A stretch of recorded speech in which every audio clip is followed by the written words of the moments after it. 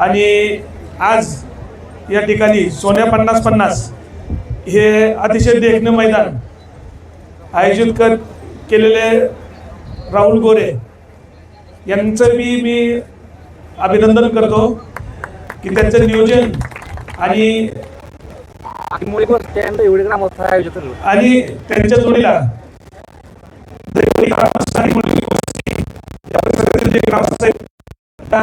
आता कष्टाने हे मैदान जे पार पडत आहे ग्रामस्थांचा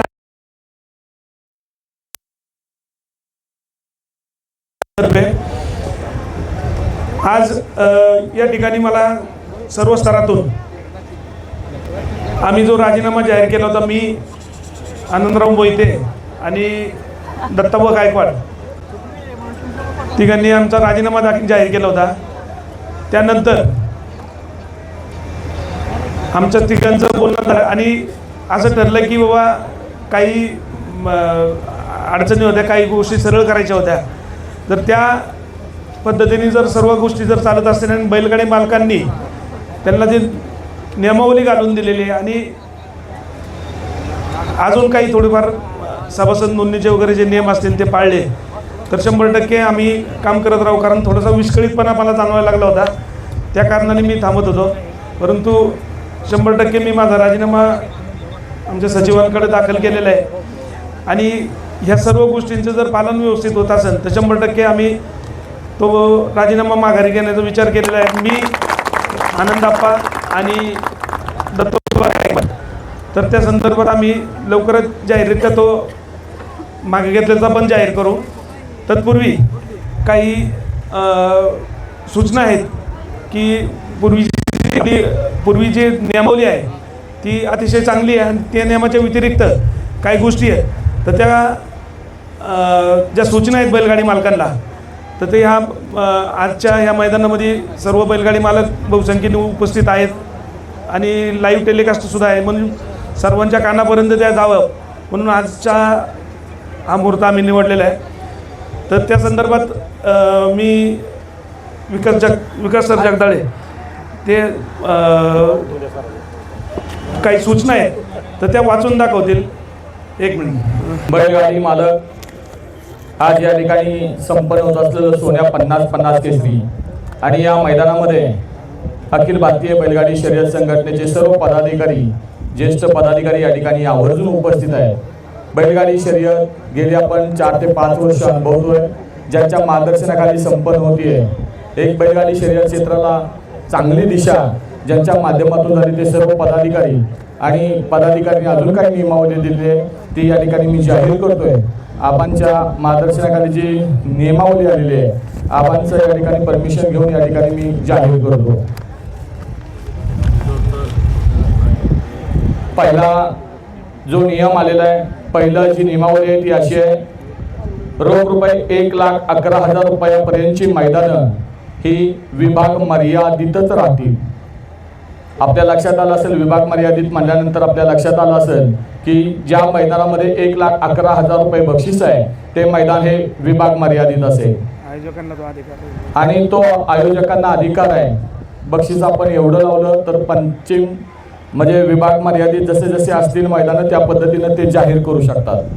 दुसरा जो महत्त्वाचा नियम आहे तो अखंड महाराष्ट्रात ओपनची मैदानं जे घेणारे आयोजक आहेत त्यांनी लक्षात घ्यायचं आहे त्या मैदानासाठी कमीत कमी रुपये 1,51,000 रुपये असं बक्षीस जाहीर केलं पाहिजे आणि त्याच्यावरचं जे बक्षीस असेल ते मैदान संपूर्ण महाराष्ट्रभरातील बैलगाडी महाराष्ट्रातल्या संपूर्ण बैलगाडी मालकांना त्या मैदानामध्ये पाहण्याचा अधिकार परवानगी राहणार आहे.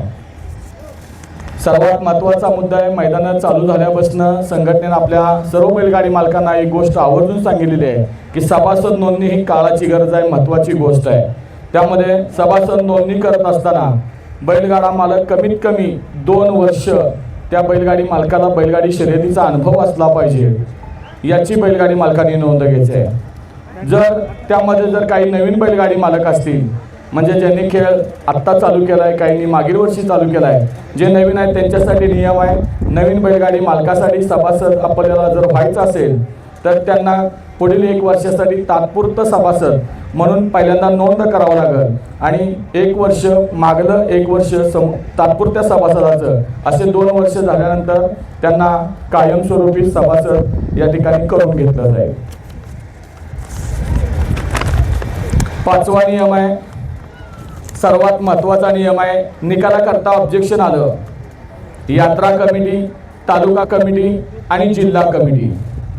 आपल्याला माहिती आहे पंच कमिटी आयोजक या ठिकाणी निकाल देत असतात.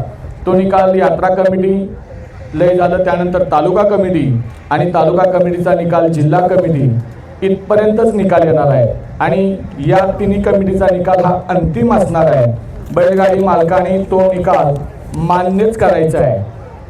जर समजा निर्णय मान्य नाही केला तर त्या गाडी मालकांना दोन्ही बैल मालकांचे सभासदत्व 1 महिन्याकरता निलंबित करण्यात येणार आहे. म्हणजे बैलगाडी मालक लक्षात घ्या, आपल्याला जे पंच कमिटी आहे, तालुका कमिटी आहे, जिल्हा कमिटी आहे, त्यांनी दिलेला निर्णय हा अंतिम असणार आहे. जर आपण तो मान्य नाही केला तर दोन्ही बैल मालकांना 1 महिन्याचं सभासदत्व हे रद्द केलं जाणार आहे. त्याचबरोबर जर 1 वर्षाच्या काळात त्याच सभासदाकडनं 5 वेळा निलंबन त्यांच्यावर जर झालं, म्हणजे बैल मालक म्हणून आपण ज्या वेळेला ऑब्जेक्शन घेतो आणि ते 5 वेळा जर आपलं वर्षात निलंबन झालं तर बैलगाडी मालक आपलं सभासदत्व संघटना ही कायम स्वरूपी रद्द करू शकते. त्यामुळं आपण लक्षात घ्यायचं आहे.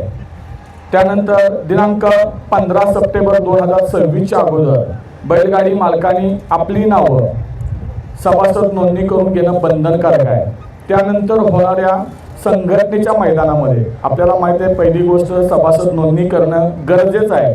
15 सप्टेंबर आपल्याला शेवटची तारीख या वेळेला दिलेली आहे, पुढची तारीख नसणार आहे. तुम्ही 16 सप्टेंबर जरी म्हणला तर तुमचं सभासदत्व करून घेतलं जाणार नाही.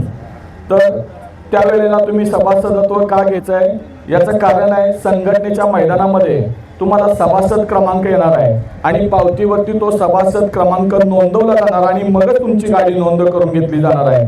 जर आपल्याला सभासद क्रमांक नसेल पावती तुम्हाला नोंद करून दिली जाणार नाही. त्यामुळं आपली गाडी नोंद करून घेतली जाणार नाही. त्यामुळे आपल्याला सभासद क्रमांक असणं गरजेचं आहे. 7वा नियम आहे, तालुका कमिटीनं जर आपल्या तालुक्यात बाबांनो पदाधिकाऱ्यांसाठी 1 नाव, मग जिल्हा सदस्य पदासाठी असेल तर त्यासाठी तालुका कमिटीनं शिफारशीसाठीचा 1 नावाचा प्रस्ताव करून द्यायचा आहे. तालुका कमिटी आणि तालुक्यातील बैलगाडी मालक आपण आपली मीटिंग लावायची, त्यात तो प्रस्ताव करायचा, सर्वानुमते मंजूर करून आपण संघटनेकडे तो प्रस्ताव पाठवायचा आहे आणि वरिष्ठ कमिटीकडे आलेला तो सादर झालेला प्रस्ताव त्या आधारे जिल्हा सदस्यांचे नेमणुकीचे पत्र संबंधित व्यक्तीला देऊन त्या संबंधित व्यक्तीचा या ठिकाणी जिल्हा बैलगाडी संघटनेच्या वरती नियुक्ती करण्यात येणार आहे. त्याचबरोबर कुठल्याही विभागातील बैल खरेदी करत असताना सर्वात महत्त्वाचा मुद्दा आहे बैलगाडी मालक ऐका, कुठल्याही विभागातील बैल खरेदी करत असताना त्या व्यवहारात संबंधित आपण वकिलामार्फत तो व्यवहार नोटरी केला पाहिजे आणि नोटरी नाही केला तर नोटरी करणं हे बंधनकारक आहे. जर नोटरी नाही केला तर तालुका कमिटीचे 2 जबाबदार पदाधिकारी आपण त्यांच्या साक्षीनं व्हिडिओच्या माध्यमातून हा व्यवहार पूर्णत्वाला आणायचा आहे, जेणेकरून आपला व्यवहार व्यवस्थित कायदेशीररित्या पूर्ण झाला ही त्या ठिकाणी आपल्याला त्याचा सबळ पुरावा मिळेल आणि पुरावा मिळाल्यानंतर या ठिकाणी कुठल्याही प्रकारचं त्याच्यावर ऑब्जेक्शन येणार नाही. त्यामुळं आपल्याला व्यवहार करत असताना एकतर वकिलामार्फत नोटरी करून अन्यथा तालुका कमिटीचे 2 जबाबदारी पदाधिकारी घेऊन व्हिडिओच्या माध्यमातून हा व्यवहार पूर्णत्वाला आणायचा आहे. आणि विभाग मर्यादित मैदानावर करार केलेले बैल चालणार नाहीत, म्हणजे पळणार नाहीत. याची नोंद बैलगाडी मालकाने घ्या. विभाग मर्यादित मैदानामध्ये बैल मालकाचा हा बैल असलाच पाहिजे, कराराचा बैल चालणार नाही याची नोंद घ्या. आणि हे सगळे नवीन 9 नियम मी या ठिकाणी संघटनेच्या माध्यमातून जाहीर केले. मनपूर्वक धन्यवाद. आमचे सहकारी मित्र आणि मान तालुक्याचा युवा कार्यकर्ता याने एक चांगलं देखणं मैदान संपन्न केलं, त्याबद्दल अखिल भारतीय बैलगाडी संघटनेच्या वतीनं मी राहुल गोरे आणि त्याच्या संपूर्ण टीमचं मनपूर्वक आभार मानतो. गेल्या 15 दिवसापूर्वी आमच्याकडं सातारा जिल्ह्यातील प्रत्येक तालुका कमिटीचं एक पत्र आलं होतं. नवीन जिल्हाध्यक्ष नेमणुकीचं पत्र आमच्याकडे आलं होतं आणि त्या अनुषंगानं सर्व वरिष्ठांनी चर्चा करून त्या पत्राची दखल घेत सर्वानुमते 10 तालुक्याची पत्र आहेत माझ्याकडं. त्यांच्या सर्वांच्या मध्ये नूतन जिल्हा अध्यक्षपदी महेश अप्पा चव्हाण कालगाव यांची निवड करण्यात आलेली आहे. त्याचबरोबर जिल्हा उपाध्यक्षपदी जावेदभाई मुल्ला तांबवे कराड दक्षिण यांची नेमणूक केलेली आहे आणि दुसरे उपाध्यक्ष अनिल अप्पा काटकर खटाव तालुका यांची नेमणूक केलेली आहे. आणि येत्या 4 दिवसात म्हणजे 13 तारखेच्या मैदानच्या अगोदर आम्ही उर्वरित जी पदं राहिलेली आहेत, मग सातारा तालुका असेल, मान तालुका असेल, फलटण असेल, वाई असेल, जावळी असेल, खंडाळा, त्याचबरोबर महाबळेश्वर आणि पाटण या तालुक्यातील तालुका कमिटी आणि बैलगाडी मालकांच्यातून जे नाव जिल्हा संघटनेकडं किंवा जिल्हा कमिटीवर येईल त्याला त्या पदाचं वाटप 13 तारखेला केलं जाणार आहे. तर आज मी अखिल भारतीय बैलगाडी संघटनेच्या अध्यक्षांना आणि सर्व वरिष्ठांना विनंती करतो की महेश अप्पा चव्हाण यांना नियुक्तीचं पत्र देऊन त्यांचा सन्मान करावा.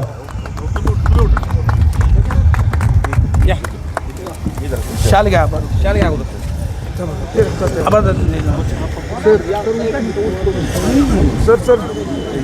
सरांचं वजन झालेलं आहे फक्त साईड जरा दादा ती खोला की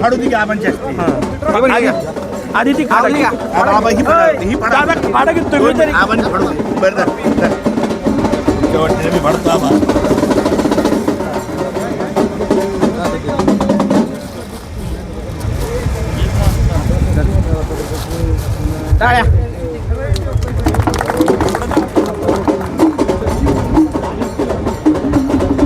संघटनेच्या वतीनं आपल्यावर जिल्हाध्यक्षपदाचा पदभार दिल्यानंतर आपण त्या पदाला योग्य न्याय देऊन जिल्ह्यातील जी मैदानं संपन्न होतात तिथं सर्वसामान्य बैलगाडी मालकाला योग्य तो न्याय मिळवून द्याल ही अपेक्षा संघटनेच्या वतीनं आम्ही करतो. पुनश्च अखिल भारतीय बैलगाडी संघटना महाराष्ट्र राज्याच्या वतीनं आपल्या नियुक्तीसाठी आपल्याला लक्ष अशा शुभेच्छा देतो आणि थांबतो. आणि बैलगाडी मालकांनी लक्षात घ्या, ज्यावेळी यात्रा कमिटी तालुका कमिटी निकाल देईल तो निकाल तुम्हाला मान्य होणार नाही. त्यानंतर जिल्हाध्यक्ष उपाध्यक्ष यांच्याशी आपण संपर्क साधायचा आहे. इथून पुढे कुणी मला किंवा आबांना डायरेक्ट फोन करायचा नाही. तुमच्याकडे पर्याय दिलेले आहेत, यात्रा कमिटी, तालुका कमिटी आणि जिल्हा कमिटी. इथून पुढचे निकाल सर्व त्यांच्याकडे राहणार आहेत याची सगळ्यांनी दक्षता घ्या. आणि राहुलप्पा गोरे यांच्या वतीनं मैदान आयोजित केलं आणि या मैदानात मला तालुका कमिटी आणि अखिल भारतीय बैलगाडी संघटनेचे वरिष्ठ शेवायाबा, विलास पैलवान, आनंदप्पा, दत्ताबाई गायकवाड, धनाजी तात्या अशा सर्व वरिष्ठांच्याकडून मला जो मान सन्मान मिळाला, जिल्ह्याचं एम एम नाना, उदयदादा, प्रदीप नाना अशा सर्व वरिष्ठांच्याकडून जो मान मिळाला आणि बैलगाडी मालकांना, सामान्य माणसांना जो काय निकालात अडचण येणार आहे या सगळ्यांनी माझ्यावर जो विश्वास दाखवला, या विश्वासास पात्र राहून कुठल्याही गोष्टीला निसंकोचपणे फोन करा. कुठल्याही अडचणीस 100% न्याय दिला जाईल. कुठलीही एका कुणावर अन्याय केला जाणार नाही एवढा शब्द देतो आणि माझं काम हे पूर्ण अगदी मनापासून करणाऱ्याची ग्वाही देतो. आपण सगळे जिल्ह्याच्या जिल्हा कमिट्यांच्या नियुक्त्या करणार आहोत पश्चिम महाराष्ट्रातील.